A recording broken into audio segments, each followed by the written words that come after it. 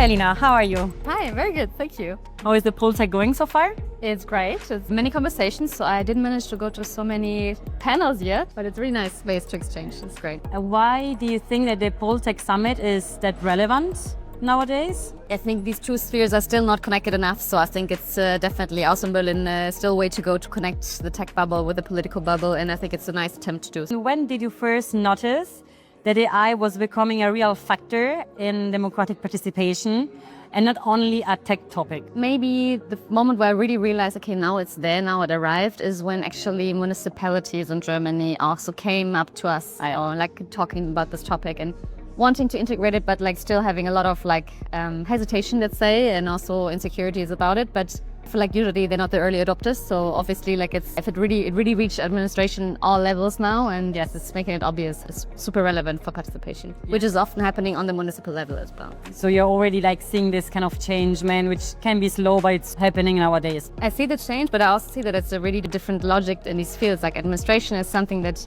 usually things have to always work 100% already before you have something, and AI is trial and error. It's the most likely answer that you want to give, and it does have hallucinations and stuff. So yeah, it's still a challenge to combine the two worlds, I would say. At an European level, citizen engagement often happens across different languages, culture, and political context. Where does the AI help manage this complexity, and where does it still struggle, in your opinion? Very good question, I think, because I think it's still something to explore right now. We're looking into where does it make sense and where not. Obviously, for some things like translations and just declaration, it's perfect and it makes total sense.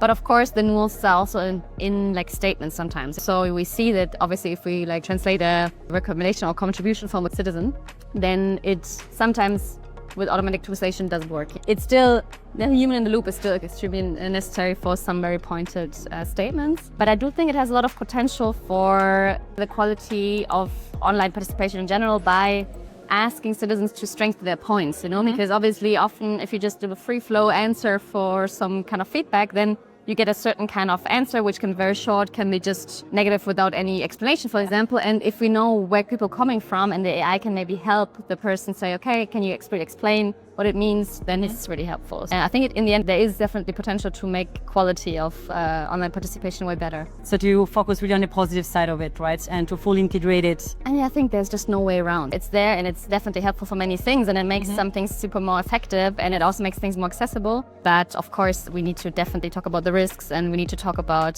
places where it can also manipulate people and stuff. So there is a debate around it, and it's important to have it, but it's definitely not a we will do with AI. So my last question to you is looking ahead. So we were focusing on the present, also a little bit on the past, but if we focus on the future, do you think that AI will become a basic part of how democracy works? Like, for example, online public services? Yeah, absolutely. I think it will. Absolutely. It will take some more time to really be adopted by all public levels or administrative levels, because it brings risk right now and it needs to be safer for sure.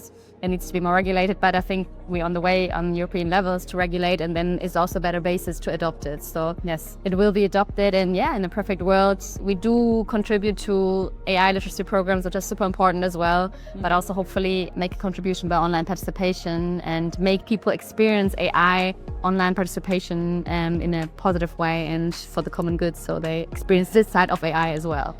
Okay, great. Thank you, Alina. Nice to have you here. Thank you. Thank you.